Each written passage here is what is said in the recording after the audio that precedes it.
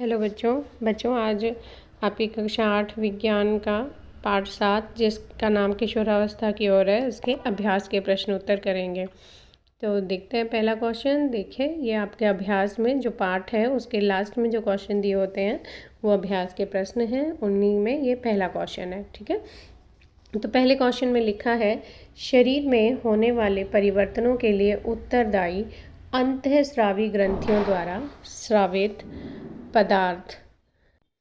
तो यहाँ पर बच्चों आपको उस पदार्थ का नाम बताना है जो अंतःस्रावी ग्रंथियों द्वारा स्रावित किया जाता है। तो हम लोग पाठ बहुत अच्छी तरह से कर चुके हैं। अब आपको नाम याद आ गया होगा कि अंतःस्रावी ग्रंथियाँ किन्हें सीक्रेट करती है, किन्हें स्रावित करती हैं, हार्मोन्स को। ठीक है, तो यहाँ आंसर आएगा आपका हार्मोन। ठीक है, तो विभिन्न प्रकार के हार्मोन हम लोगों ने लेसन में पढ़े हैं, तो आप ये यहाँ पर आंसर सिर्फ एक शब्द में देंगे, हार्मोन। ठीक, अगला देखते हैं।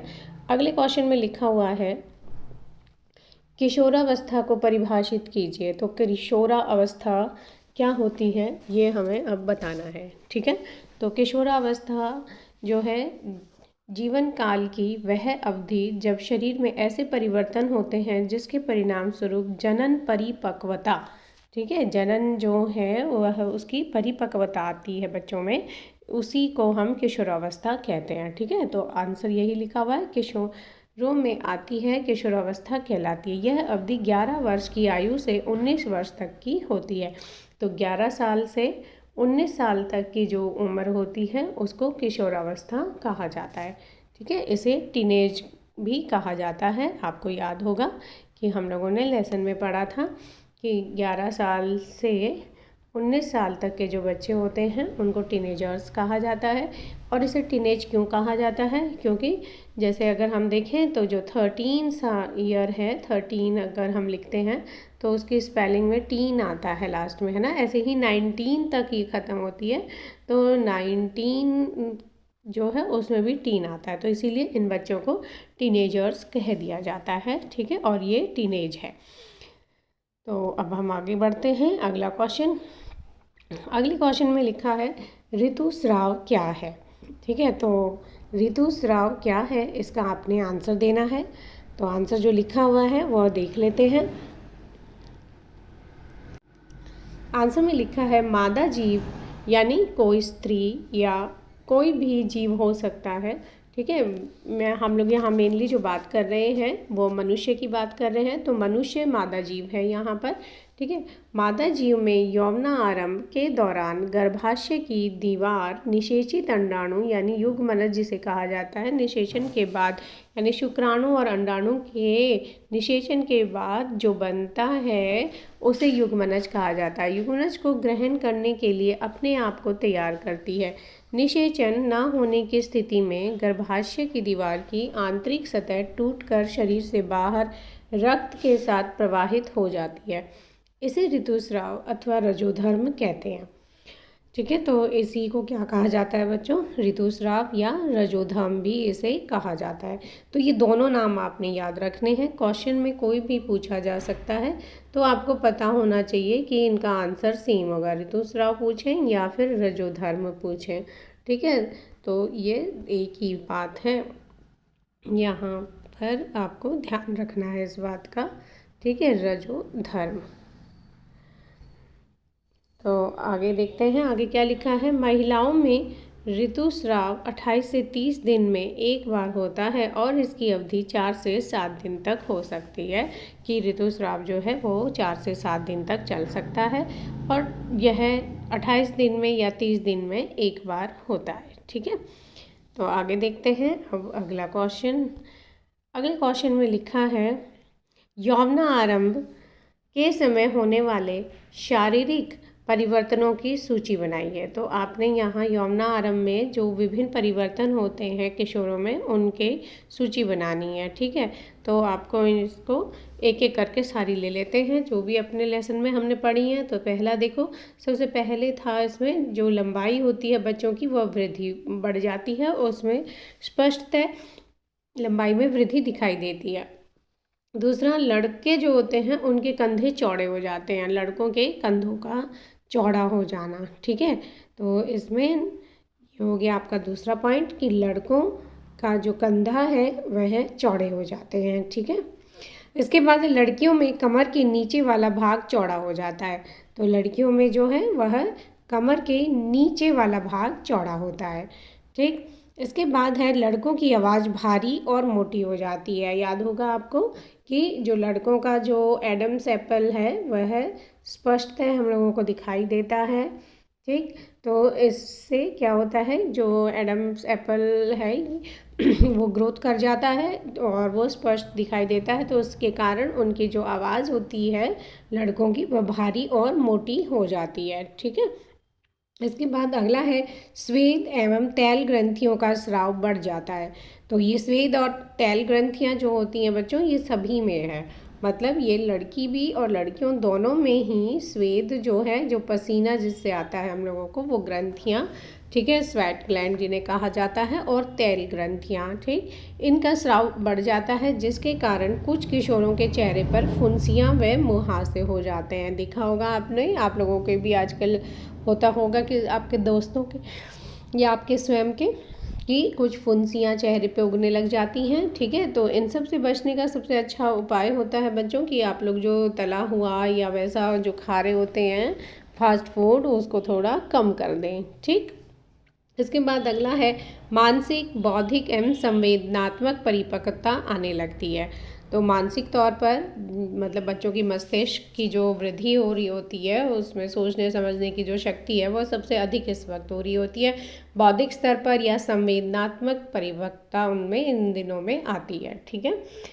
तो इस समय हम कह सकते हैं जो मस्तिष्क होता है किशोरों का, उसकी सोचने की क्षमता सबसे अधिक होती है, ठीक है। तो वही लिखा है यहाँ अगले पॉइंट में, 7वां पॉइंट, कि किशोरों के मस्तिष्क की सीखने की क्षमता सर्वाधिक होती है। अगला 8वां पॉइंट है युवावस्था में जनन तंत्र विकसित होता है। लड़कों में शुक्राणु एवं लड़कियों में अंडाणु का निर्मोचन आरंभ हो जाता है, ठीक है। तो आपने देखा कि लड़कों में जो शुक्राणु हैं वो निर्मोचित होना शुरू हो जाते हैं और साथ में लड़कियों में अंडाणु, ठीक। तो ये इस तरह से जनन तंत्र जो है वो उनका विकसित होने लगता है और पूरी तरह से विकसित हो जाता है इस अवस्था में। इसके बाद है गौण लैंगिक लक्षण, जिसमें दाढ़ी मूंछ का आना लड़कों में, ठीक है, और लड़कियों में स्तनों का विकास होने लगता है। लास्ट पॉइंट है लड़कों के सीने पर बाल आ जाते हैं, ठीक है। तो इस तरह से हमने देखा कि विभिन्न जो बदलाव या परिवर्तन होते हैं किशोरों के शरीर में वह कौन कौन से होते हैं। तो अब हम आगे बढ़ते हैं, अगला क्वेश्चन। तो ये देखें अगला क्वेश्चन जो आपका है, इसमें लिखा हुआ है कि यहाँ पर 2 कॉलम वाली एक सारणी आपने बनानी है, जिसमें अंतःस्रावी ग्रंथियों के नाम और उनके स्रावित हार्मोन के नाम बताने हैं, ठीक है। तो यहाँ पर ये 2 कॉलम आप देख सकते हैं। जैसे ये पहले में क्रमांक लिखा है, फिर उसके बाद ये अंतःस्रावी ग्रंथि हैं और फिर उनके द्वारा स्रावित हार्मोन का नाम है, ठीक है। तो इस तरह से आप भी सारणी बना लें और उसको ध्यान से लिखें। देखें पहला कॉलम जो है वो अंतःस्रावी ग्रंथियों का है और दूसरे कॉलम में उनके द्वारा स्रावित हार्मोन का नाम दिया है। तो सबसे पहला है पीयूष हार्मोन। पीयूष हार्मोन बच्चों वृद्धि हार्मोन को स्रावित करता है, ठीक है। तो आपने याद रखना है पीयूष हार्मोन वृद्धि हार्मोन स्रावित करता है। इसके अलावा भी पीयूष को आपको याद होगा हम लोग मास्टर ग्लैंड कहते हैं, ठीक है। और ये बहुत सारे ऐसे हार्मोन सीक्रेट करता है जो आगे दूसरे जो हमारे अंतःस्रावी ग्रंथियां हैं उनको जाके संदेश पहुंचाते हैं कि भाई तुम भी अपना काम करो, है ना। तो इस तरह से यहाँ पर अब आगे देख सकते हैं आप। अगला है थायराइड। थायराइड जो है उसके द्वारा थायरॉक्सिन हार्मोन स्रावित किया जाता है। फिर है अग्नाशय। अग्नाशय द्वारा इंसुलिन। एड्रिनल। एड्रिनल के द्वारा एड्रीनेलिन, ठीक है। फिर है वृषण। वृषण के द्वारा टेस्टोस्टेरॉन। अंडाशय। अंडाशय द्वारा एस्ट्रोजन। तो इस तरह से ये हमारे सारे हार्मोन्स जो हैं ये आपकी बुक में जितना दिया है बच्चों उसी के अनुसार ये लिखा हुआ है, ठीक है। इनके अलावा भी और भी कई हार्मोन्स होते हैं जो यही वाले जो इनमें से ही कुछ जो अंतःस्रावी ग्रंथियां हैं वो सीक्रेट करती हैं, ठीक है।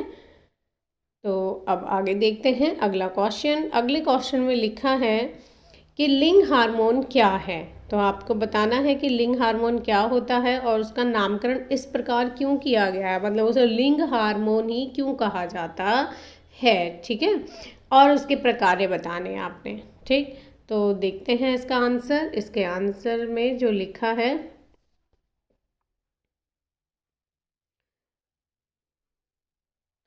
ये देखें, ऐसे हार्मोन जो लड़के और लड़कियों में गौण लैंगिक लक्षणों के लिए उत्तरदायी होते हैं उन्हें लिंग अथवा लैंगिक हार्मोन कहलाते हैं या कहते हैं। यहाँ पर आप कहते हैं भी लिख सकते हैं कहलाते की जगह। ठीक है, आपने मेन चीज़ क्या है इसमें, गौण लैंगिक लक्षण। गौण लैंगिक लक्षण आपको याद होंगे बच्चों, पिछले क्वेश्चन में भी करा था हमने, और वैसे आगे इसका उदाहरण भी दिया हुआ है। ठीक है, तो गौण लैंगिक लक्षण जो हैं वो जब आने लग जाते हैं बच्चों में, तो वो किसके कारण, वो आते हैं लिंग हार्मोन के कारण। ठीक है, इसीलिए इसका नाम भी ऐसा ही पड़ गया कि लैंगिक हार्मोन हम इन्हें कह देते हैं या लिंग हार्मोन कहते हैं। जैसे उदाहरण में नीचे लिखा है देखो, लड़कों में टेस्टोस्टेरोन हार्मोन और लड़कियों में एस्ट्रोजन हार्मोन। ठीक है, ये हार्मोन्स के नाम हैं जो लैंगिक हार्मोन कहलाते हैं या फिर लिंग हार्मोन जिन्हें कहते हैं। इसके बाद जो अगला क्वेश्चन था कि ये इसका नाम ऐसा क्यों किया गया, तो इसका आंसर देखें यहाँ पर। अब लिंग हार्मोन लड़के और लड़कियों में विभेद करने वाले लक्षण उत्पन्न करते हैं। तो इसका मतलब क्या हुआ बच्चों कि जैसे जब आप छोटे बच्चे होते हैं, मतलब 10 साल तक के मान लीजिए, है ना, तो उस वक्त अगर आपके मान लो कोई बच्चा कमरे से बाहर है, आप क्लास में पढ़ रहे हो, तो पता नहीं चल पाता कि भाई बाहर से कोई लड़के की आवाज़ है या लड़की की आवाज़ है ना, लड़का है या लड़की है। या फिर आपने वैसे भी देखा होगा कि मान लो लड़कियां जो हैं वो छोटे बाल कट करवा लें लड़कों की तरह हैं, और वैसे ही कपड़े सब पहनते हैं बच्चे आजकल, पैंट शर्ट, तो आप बता ही नहीं सकते हैं कि वह लड़की है या लड़का है। ठीक है, परंतु अब जब आपके लिंग हार्मोन सीक्रेट होना शुरू होते हैं, जब आपकी किशोरावस्था आती है, ठीक है, तो उस वक्त जो आपके विभिन्न गौण लैंगिक लक्षण आते हैं वो उसके कारण आप बता सकते हैं कि लड़का है या लड़की है। ठीक है, तो उन्हीं कारणों से इस हार्मोन का नाम भी लिंग हार्मोन पड़ा है कि ये हमें अब विभेद करना, मतलब लड़का कौन है और लड़की कौन, किसे हम कहेंगे, ये हमें अच्छे से पता चल जाता है। ठीक, तो यही आंसर लिखा हुआ है, लिंग हार्मोन लड़के और लड़कियों में विभेद करने वाले लक्षण उत्पन्न करते हैं, इसलिए इन्हें लैंगिक अथवा लिंग हार्मोन कहा जाता है। जैसे मैं यहाँ उदाहरण भी दिया है, लड़कों में दाढ़ी मूंछ का आना, लड़कियों में स्तनों का विकसित होना। ठीक है, इससे आप बता सकते हैं कि लड़का कौन है, लड़की कौन है। ठीक, अब ये देखें आगे लिखा हुआ है कि जो हमारा ये क्वेश्चन था, आप ये देख सकते हैं कि इसका कार्य क्या है। ठीक है, तो अब हमने यहाँ पर उसके कार्य बताने हैं। तो कार्य जो हैं लिंग हार्मोन के आप समझ ही गए होंगे पहले, जैसे ये दाढ़ी मूंछ का आना इसी के कारण होता है, लड़कियों में स्तनों का विकसित होना भी इन्हीं के कारण होता है, और इसके अलावा लड़कों की आवाज़ का भारी होना, जनन तंत्र का विकसित होना, लड़कियों में कमर के नीचे कूल्हों का चौड़ा होना। आप कोई भी एक दो इसमें गौण लैंगिक लक्षण जो होते हैं वो बता सकते हैं, जिससे पता चलता है कि लैंगिक हार्मोन जो होते हैं, लैंगिक या फिर जिन्हें हम लिंग हार्मोन कहते हैं, उनका कार्य क्या होता है। ठीक है, मेन तो यही हो गया कि वह लड़के और लड़कियों में विभेद करना बताते हैं, ऐसे लक्षण उत्पन्न करते हैं जिनके कारण हमें पता चले लड़का कौन है, लड़की कौन है। ठीक है, तो अब आगे देखते हैं अगला क्वेश्चन। अगले क्वेश्चन में लिखा है सही विकल्प चुनिए। तो यहाँ पर हमारे पास एक क्वेश्चन है, उसके 4 ऑप्शन दिए हुए हैं, इनमें से आपने सही पे निशान लगाना है, उसको अच्छे से लिख लें ताकि आपको पता रहे कि हाँ क्या है वो। ठीक, तो देखिए, किशोरों को सचेत रहना चाहिए कि वे क्या खा रहे हैं, क्योंकि आपने जवाब देना है क्यों किशोरों को सचेत रहना चाहिए अपने खाने के प्रति। ठीक, तो ऑप्शंस जो दिए हुए हैं उनमें से जो यहाँ पर, चलो मैं ऑप्शन सारे पढ़ लेती हूँ एक बार। उचित भोजन से उनका मस्तिष्क का विकास होता है। दूसरा, शरीर में तीव्र गति से होने वाली वृद्धि के लिए उचित आहार की आवश्यकता होती है। तीसरा फिर किशोर को हर समय भूख लगती रहती है, किशोर में स्वाद कलिकाएँ भलीभांति विकसित होती हैं। तो इन सबको चारों को पढ़ने के बाद आपको भी लग गया होगा कि जो दूसरा वाला है वह इसका सही आंसर है। ठीक है, तो आंसर देखते हैं। दूसरा ही लिखा है, शरीर में तीव्र गति से होने वाली वृद्धि के लिए उचित आहार की आवश्यकता होती है। ठीक है, अब हम आगे देखते हैं अगला क्वेश्चन। आगे भी ये ऑप्शन वाले ही हैं, 2 क्वेश्चन दिए हुए हैं। तो पहले क्वेश्चन पढ़ते हैं इसका। स्त्रियों में जनन आयु यानी काल जो है जनन का प्रारंभ उस समय होता है जब उनका शरीर में क्या परिवर्तन आते हैं, ये आपने बताना है। ठीक, तो यहाँ पहला है ऋतुस्राव प्रारंभ होता है, दूसरे में स्तन विकसित होना प्रारंभ करते हैं, तीसरा शारीरिक भार में वृद्धि होने लगती है, चौथा शरीर की लंबाई बढ़ती है। तो इन सब ऑप्शंस को देखकर भी आपको अंदाजा हो गया होगा कि जो इसका पहला वाला है ऋतुस्राव जो है वह प्रारंभ होता है, तो ये इसका सही आंसर है। ठीक है बच्चों, तो ये जो जनन की जो आयु है वह प्रारंभ हो जाती है, ये इस बात का संकेत है। अगला क्वेश्चन देखते हैं। निम्न में से कौन सा आहार किशोर के लिए सर्वोचित है? तो आपको याद ही होगा, ऐसा आहार जो संतुलित आहार हो, जिसमें सभी पोषक तत्व जो हैं वह सही मात्रा में हो। संतुलित आहार बच्चों के लिए बहुत ज़रूरी है, जिसमें जो पोषक तत्व हैं वह सभी के सभी मौजूद होने चाहिए। ठीक है, तो पोषक तत्वों से भरपूर जो भी आहार है वही आपका कहलाएगा क्या? वही आपका संतुलित आहार है। ठीक है, तो यहाँ पर ये देख सकते हैं आप जो आंसर लिखा हुआ है, आंसर में आप समझ भी गए होंगे खुद ही कि कौन सा भोजन सही होगा। जैसे पहले में लिखा है चिप्स, नूडल्स, कोल्ड, ठीक है, आगे है रोटी, दाल, सब्जियां, फिर है चावल, नूडल्स, बर्गर, फिर शाकाहारी टिक्की, चिप्स तथा लेमन है, लेमन पेस्ट जिसे नींबू पानी कहा जाता है। ठीक है, तो इनमें सब में जो सबसे ज़्यादा पोषक तत्वों वाला मिला जुला है वो कौन सा है? रोटी, दाल, सब्जियां। तो ये आपका आंसर दूसरा वाला आएगा। ठीक है, तो इस तरह से ये भी आपका पूरा हो गया। अब आगे बढ़ते हैं अगला क्वेश्चन। अगले क्वेश्चन में लिखा है कि निम्न पर टिप्पणी लिखिए, कुछ नाम दिए हुए हैं उनके बारे में हमें लिखना है। ठीक है, तो यहाँ देखें, पहला है एडम्स एप्पल। एडम्स एप्पल क्या होता है वो बता देते हैं पहले। यौवनारंभ के दौरान लड़कों का स्वरयंत्र विकसित होकर, स्वरयंत्र का क्या होता है? वह विकसित होकर आकार में बड़ा हो जाता है, जो गले के सामने की ओर स्पष्ट उभरा हुआ दिखाई देता है, जिसे एडम्स एप्पल या कंठमणि कहा जाता है। ये चित्र में आप देख सकते हैं, ये देखिए, ये जो उभरा हुआ भाग दिख रहा है यही एडम्स एप्पल है। ये दूसरे चित्र में भी आप देख सकते हैं, ये देखें, ये जो उभरा हुआ भाग है यही एडम्स एप्पल है आपका। ठीक है, तो जो इसका कारण क्या होता है? हार्मोन्स का सीक्रेशन, और इसके अलावा इसका खुद का इफ़ेक्ट क्या होता है कि गला जो है लड़कों का, क्योंकि लड़कों में ज़्यादा विकसित होता है तो इसलिए लड़कों का गला जो है भारी हो जाता है, उसकी आवाज़ जो होती है मोटी हो जाती है। ठीक है, तो ये आंसर आपको समझ आ गया होगा। आगे देख लेते हैं अगला क्वेश्चन। अगला क्वेश्चन है गौण लैंगिक लक्षण।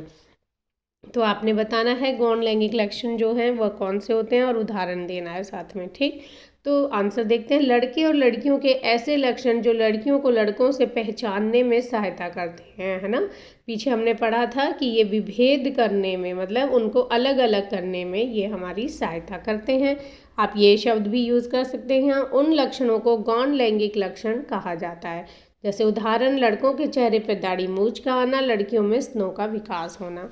ठीक, तो ये हो गया गौण लैंगिक लक्षण। इसके बाद अगला है आपका गर्भस्थ शिशु में लिंग निर्धारण।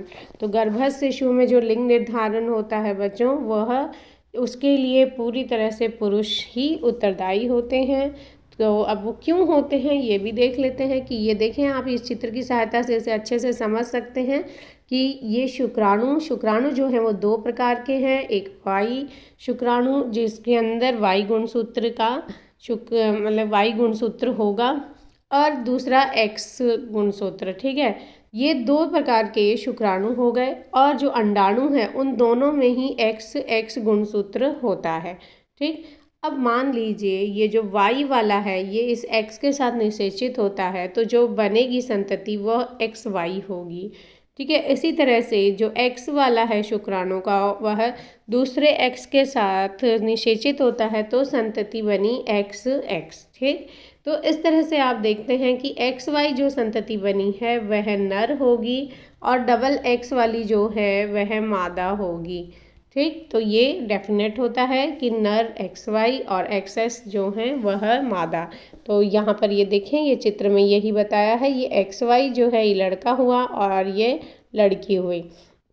ठीक, तो इसमें जो फादर की तरफ से मतलब पिता की तरफ से जो शुक्राणु है उसमें X वाला शुक्राणु जब अंडाणु के X के साथ रिएक्ट करता है, मतलब निषेचित होता है, तो लड़की होती है। अगर Y वाला शुक्राणु अंडाणु के X के साथ निषेचित होता है तो लड़का होता है। तो आप देख सकते हैं कि ये जो Y है, अब शुक्राणु किस में होते हैं? शुक्राणु तो केवल नर में ही होते हैं, है ना, वो मादा में तो होते नहीं है। तो इसलिए पूरी तरह से शुक्राणु जो गुणसूत्र Y है वह किस में होता है? नर में, और वही नर ही उत्तरदायी होता है लड़के के लिए। ठीक, तो अब इसका आंसर जो लिखा हुआ है वो और एक बार देख लेते हैं।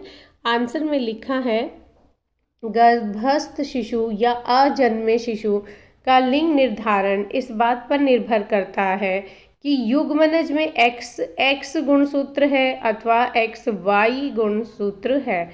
मादा में XX गुणसूत्र व नर में XY गुणसूत्र पाए जाते हैं। Y गुणसूत्र जो कि लड़के का लिंग निर्धारण के लिए उत्तरदायी होता है वह पाया ही नहीं जाता। तो आप देख सकते हैं कि जो लड़कियां जो होती हैं, महिलाएं जो होती हैं, उनमें Y गुणसूत्र पाया ही नहीं जाता।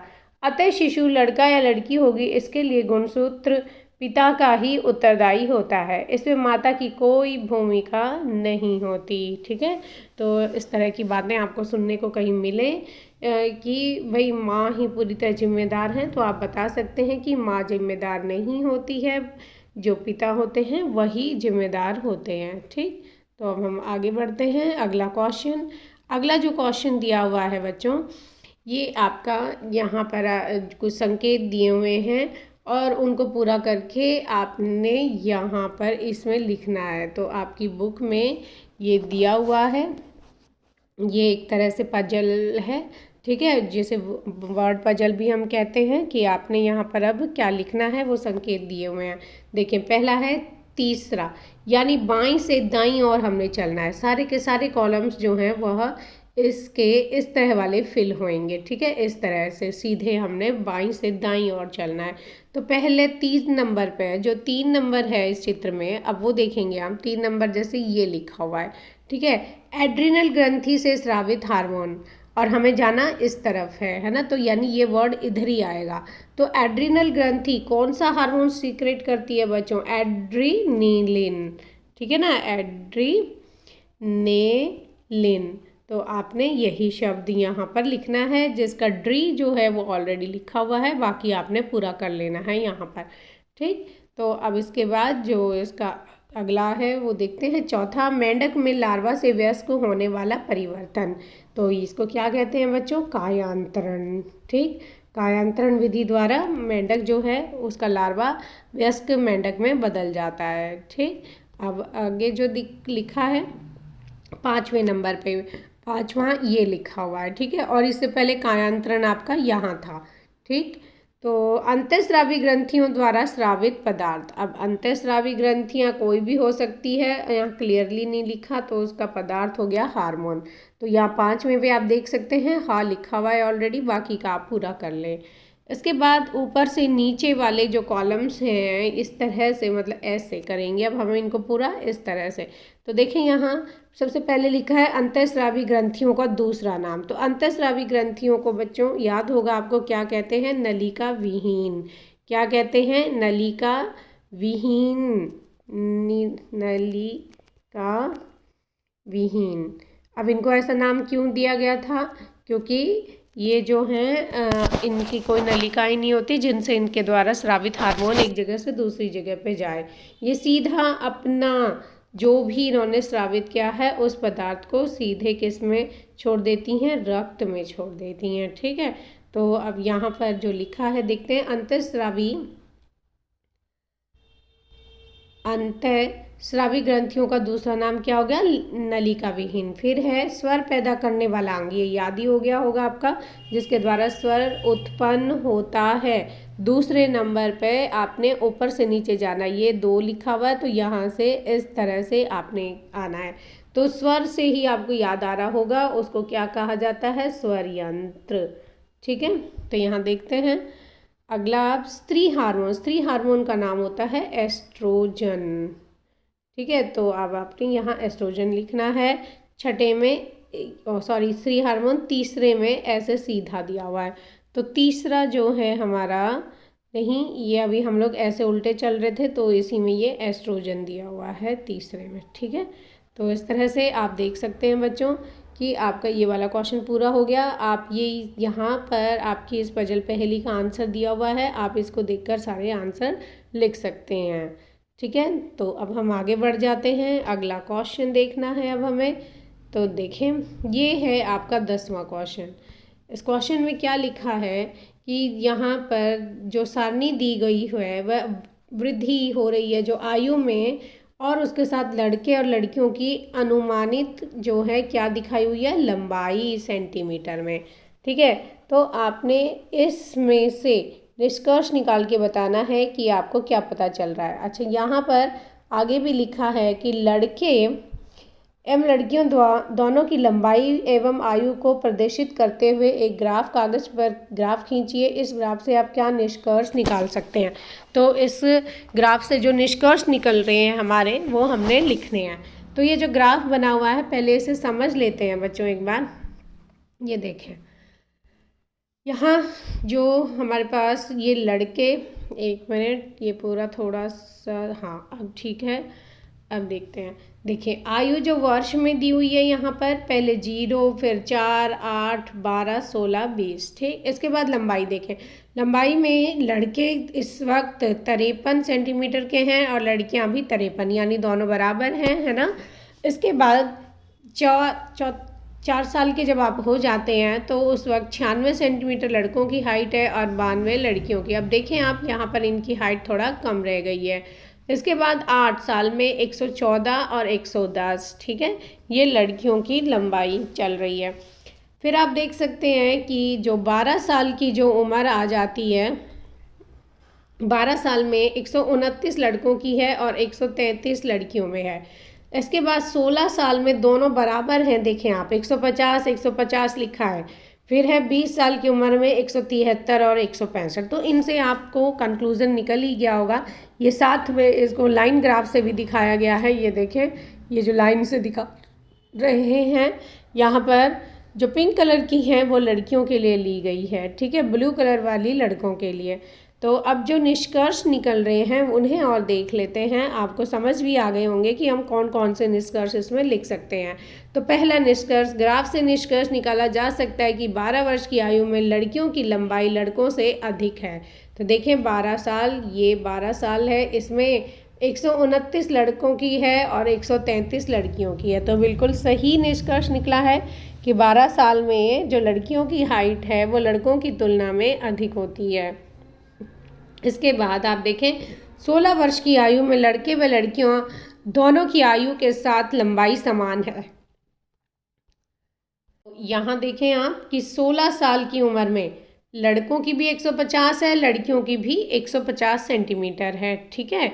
तो दोनों की जो लंबाई, तो देख सकते हैं आप 16 साल की उम्र में दोनों की जो लंबाई है वह है 150 150, यानी समान है, ठीक। अब हम तीसरे निष्कर्ष पे पहुँचते हैं।